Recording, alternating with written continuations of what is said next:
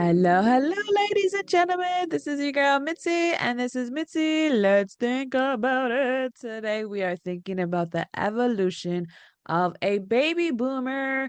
Yes, that is the topic of today. And thank you so much, Joyce, for coming on to my show and sharing your thoughts. And I am ready to just rip off that band-aid and dive right in. And let's see what you think about when you hear those words, the evolution of a baby boomer. What does that make you think about, Joyce?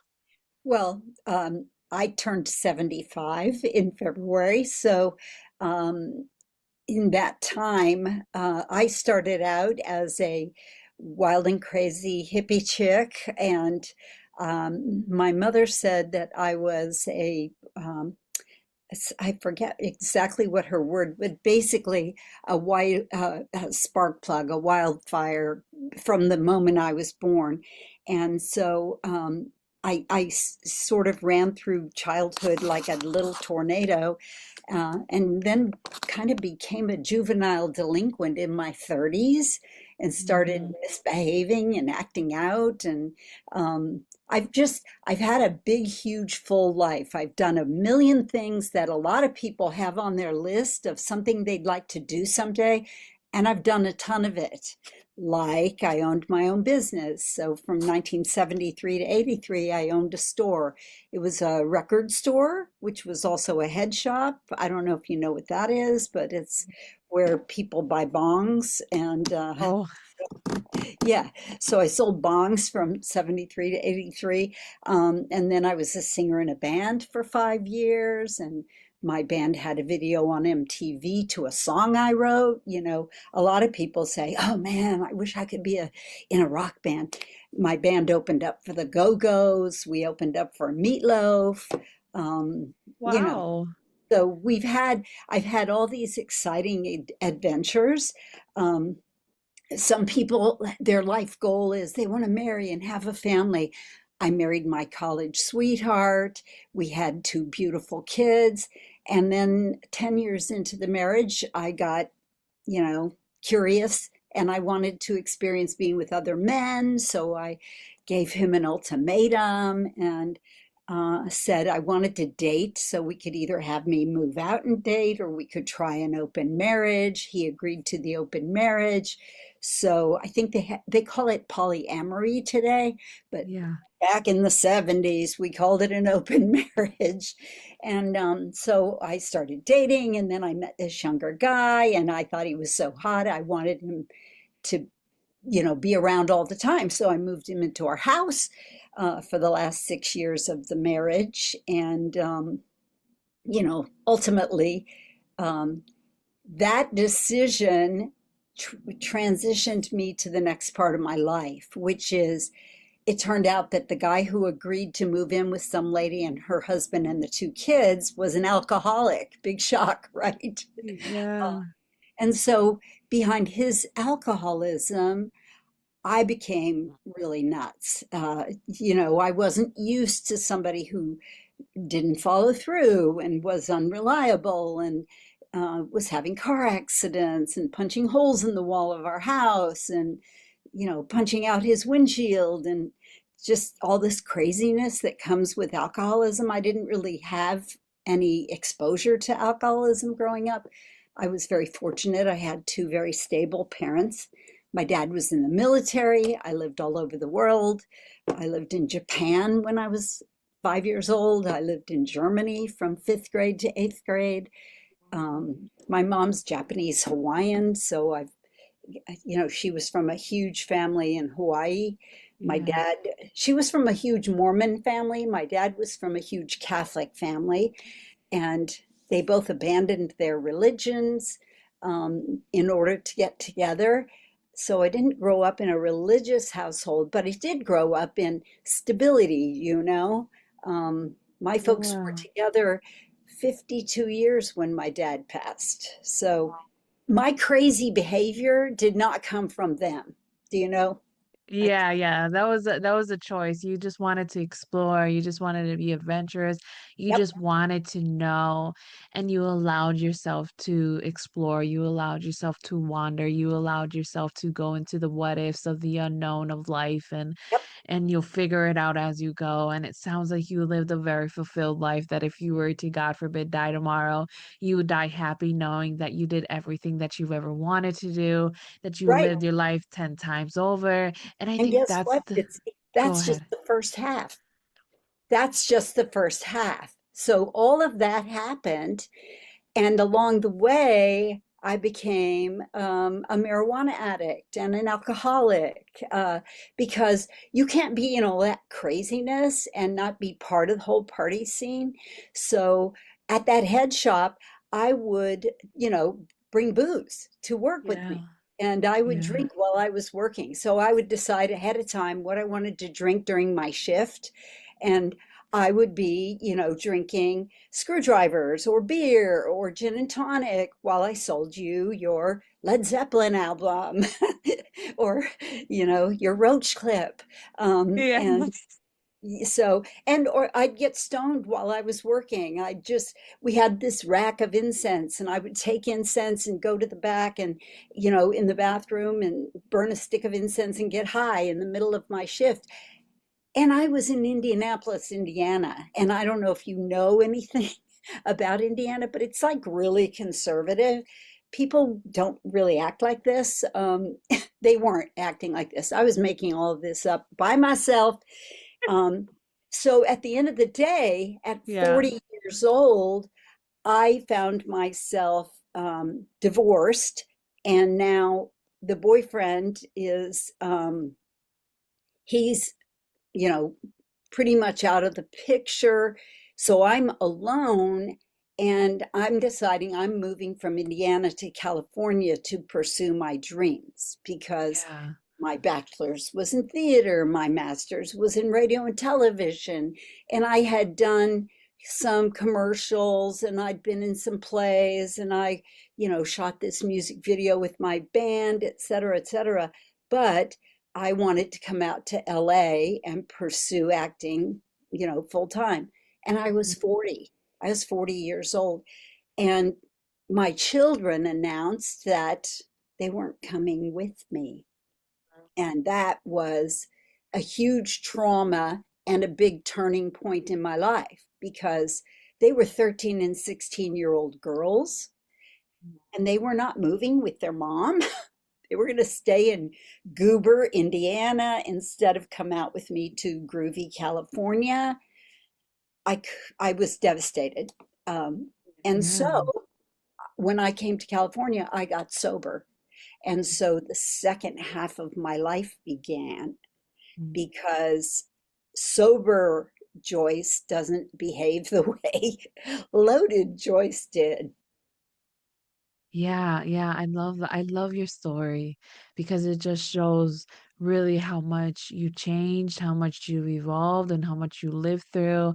And let's be honest, in the 70s and 80s, that was a whole different time frame where Right, drinking and smoking and partying and swinging and having those open marriages, that was a different time. You know what I mean? That was, and I'm not saying it doesn't happen now because people still drink, people still smoke, people still have open relationships, people still have all these swinging parties still. Like nothing really has changed.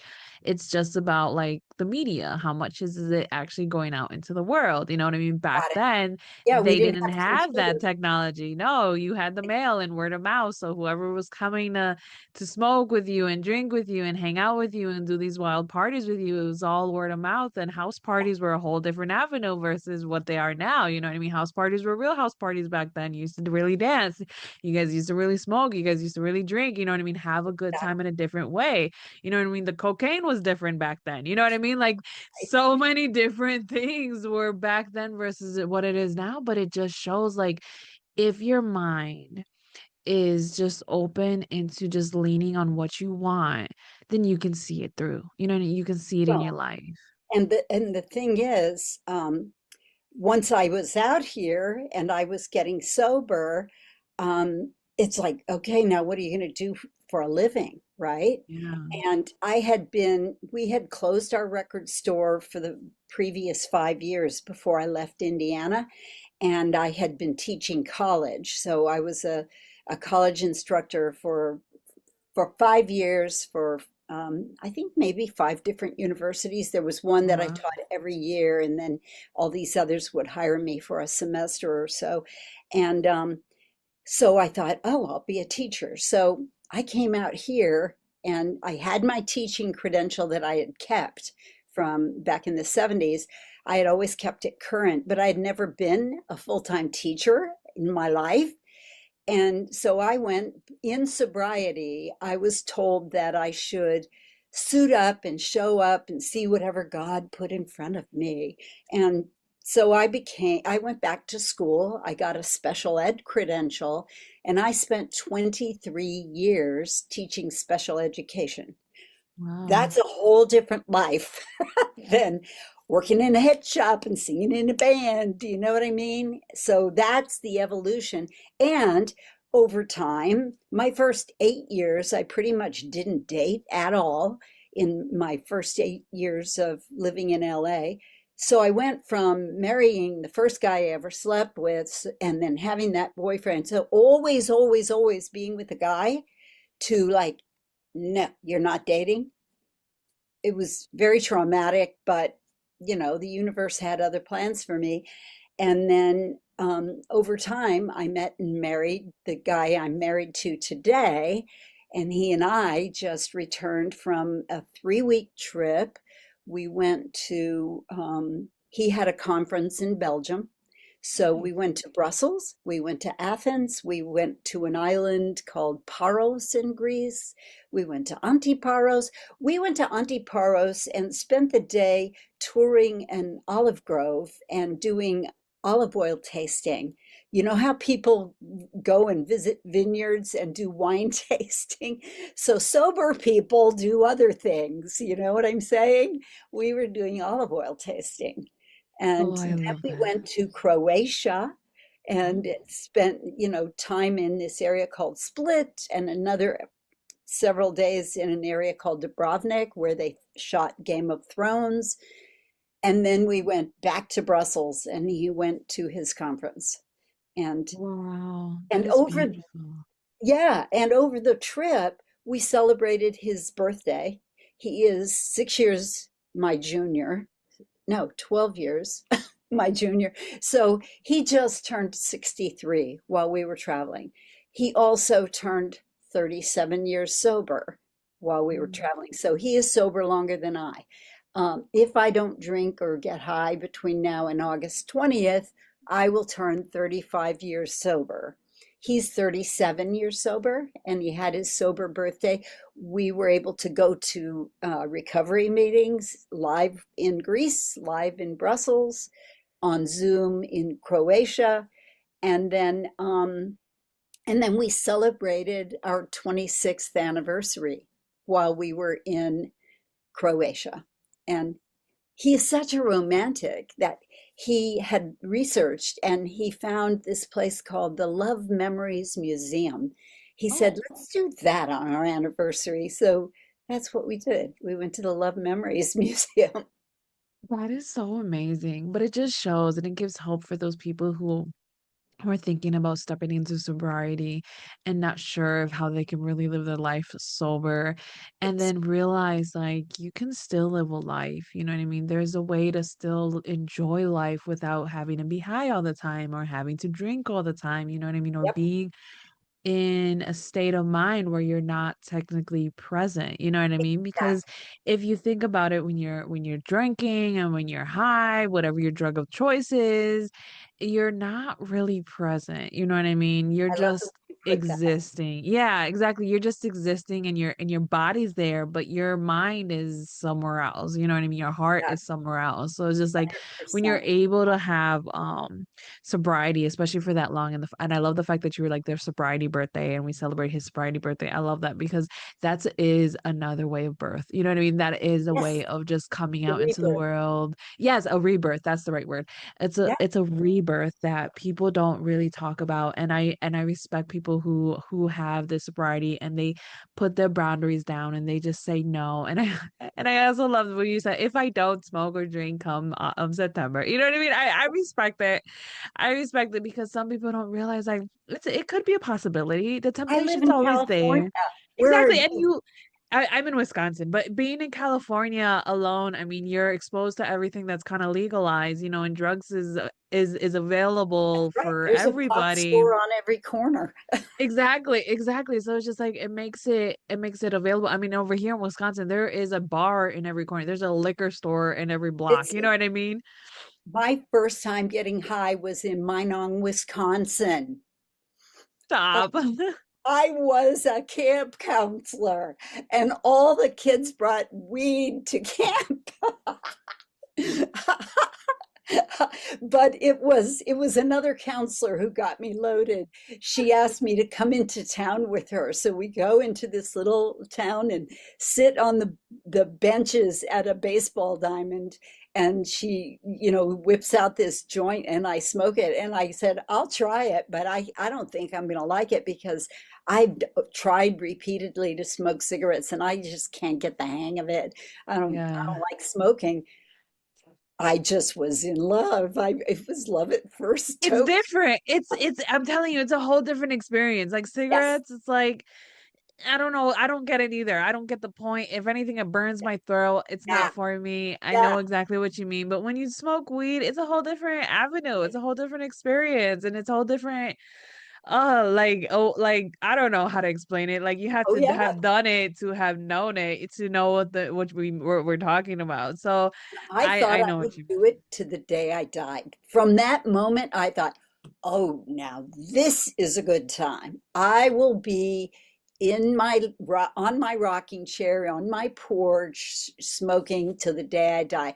And then over the years getting sober, I went to a recovery meeting for marijuana addicts in my mean. first year of sobriety. Somebody took me to one of those meetings and I heard the very first speaker at an MA meeting, Marijuana Anonymous, and he said he had instructed his family that when he died, they were to roll a big fat spliff and stick it between his dead fingers. And he was supposed to go to his grave with a joint. And I thought, okay, that guy's a bigger addict than me. Oh my goodness, I love that. I know because Amazing. we never know. We never know. And Right. And here he sometimes was sitting in front of me sober. yeah, yeah, it's a Went whole from different that. thing. Yeah, it's a whole different thing. Like people don't realize. And I love your story because it just shows you're only 75. Oh my goodness, you're still so young. You're still so young because I've met people like I was a CNA just out of high school and I worked with people who were like over 100 years old. You know what I mean? They're Wow. 101, 102, 99, 98, still sharp, still Amazing. attentive, cognitive is Right. right there. You know what I mean? So it's just like when I see people like in their 50s and they're ready to like, I'm done, I'm old, no more life to live. Like, no, there's so much more life to live. You're halfway there. Like, no. And then to Right. hear your story, like I've traveled, I lived, I've enjoyed life. I cried, I was angry. You know, you felt all of your emotions. You've Yes. experienced so much. You've dabbled on different avenues. You were in art, you were in singing, you were in teaching, Well, you were in and guess special what? ed. Go I'm ahead. still doing it. I mean, Exactly. here's the thing. My relationship with my kids in sobriety has been healed. So when I was 3 years sober, my youngest daughter came out here to live. So she went to high school in California. And then she went back to the Midwest for college just because she thought my grandparents are getting elderly. I don't want to miss their final years. And so she went back there. And then after she graduated, and when her sister graduated from college, she too moved out here. So suddenly I had both my daughters living out here. When my parents got elderly and frail, I moved them out here. They bought a Mm, condo in the same building my husband and I live in. My brother moved out here. He was a part owner in that record store, and so he when we closed our store, he went to work for one of the record labels, and he had a long, distinguished career as an executive for a record company, and he moved out here. So I eventually had my whole family out here. And then my sister passed away back in the Midwest. I became the conservator for her daughter who has special needs, Mm. and she's out here. I'm her conservator to this day. So, and when my sister died, I found a journal she had written, and it was talking about what an awful sister I was, and, how much I tortured her, and on and on. And I've been able to make living amends to her memory by taking responsibility for her daughter, who's a handful, frankly. I just this morning was doing paperwork for her. She's 50, like 54 years old, developmentally about 12, and she can just be a big pain in the neck. Um, Oh, so, yeah. No, but I know what you mean though, because my great grandmother, she had about like 8 kids, 7 or 8 kids, and one of her kids were just mentally delayed. And when my great grandmother died, she was she was technically saying was still living with her, and then somebody else of the family, the siblings, had to come and care for her and until she passed. responsibility, But she ended up passing a little bit after her mom died, just because it took a toll on her, you know what I mean? Like, she was always with her mother. Her mother was always taking care of her. Like, my great grandmother, like, she lived into like her late 90s. Like, she was a very sharp woman. So to know that, like, you can still be so sharp and do so much in your life. I mean, your story alone is a testimony, and anybody who's listening can just be inspired to know that you can change your ways. You can change the way you think. You can change the way you act. You can change the way you move. You can mend relationships. You can fix ties that you didn't even realize were broken or were breaking. You can make relationships better by just clearing up your mind and letting go of old thoughts, old habits, old things that no longer serve you in this season of right? your life. You know what I mean? And recognize that when Evolution. you exactly, it's part of the evolution of your life, of Joyce's life. This is your evolution. You know what I mean? That's your testimony. And I'm so glad that you shared it with me because, man, just listening to it just makes me realize, like, wow, we can truly do anything that our minds allows us to do. Well, That if check we it are, out. Let's see. You won't huh? believe this. You will not believe what is going on right now. So I am in a play that has been running for 23 weeks. Wow. And the play opened here in North Hollywood on February 15th. Wow. And it's a play called Bill W. and Dr. Bob. It's about the founders of Alcoholics Anonymous. And Oh.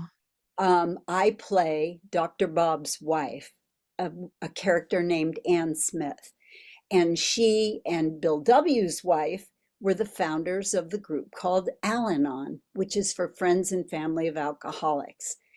And so art is imitating life in this bizarre way at this moment in my life. I did this same play 2 years ago, and we ran for 17 weeks. And then 2 years later, the director brought the play back, and brought me back to play my role again. And so I've been able to perform this show for 20 out of the 23 weeks because I did take 3 weeks off to go to Europe, right? So I had an understudy who filled in. But my daughter and her husband from Australia, my youngest daughter has been living in Australia for the last 11 years. Oh. And they came and they saw my show. My daughter, who lives here in California, came to the show. My brother came from Indiana to see the show. Oh. My granddaughter, who is 12, just came to see the show 2 weeks ago.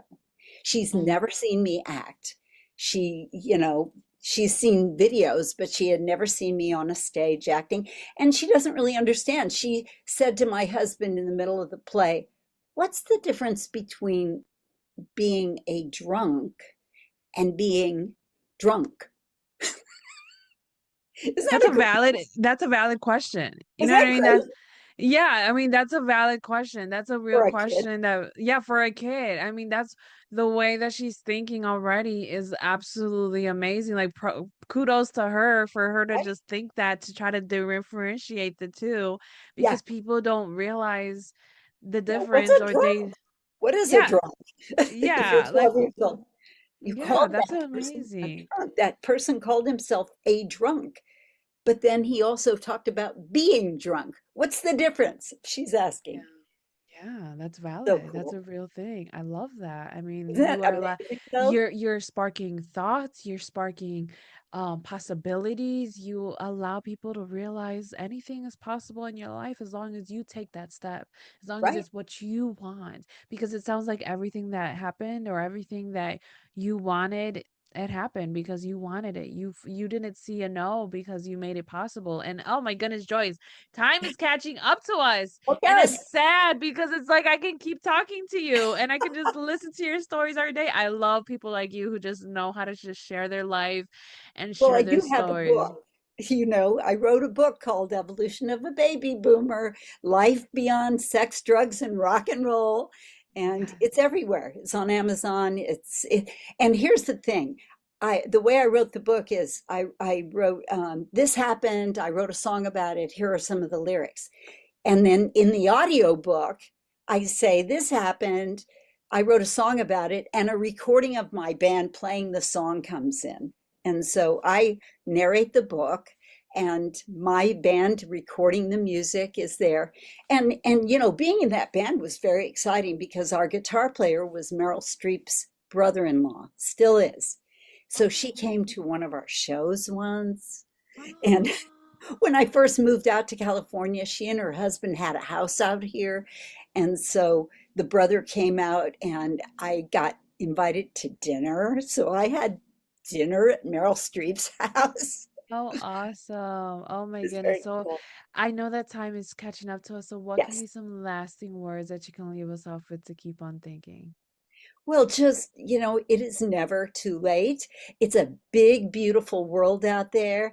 And if you see something out there that you want to experience, get off your duff and go do it. I have had that philosophy my entire life, and I have no regrets. Like you said, if I were to die tomorrow, there is not a list of unfinished business waiting for me to get to.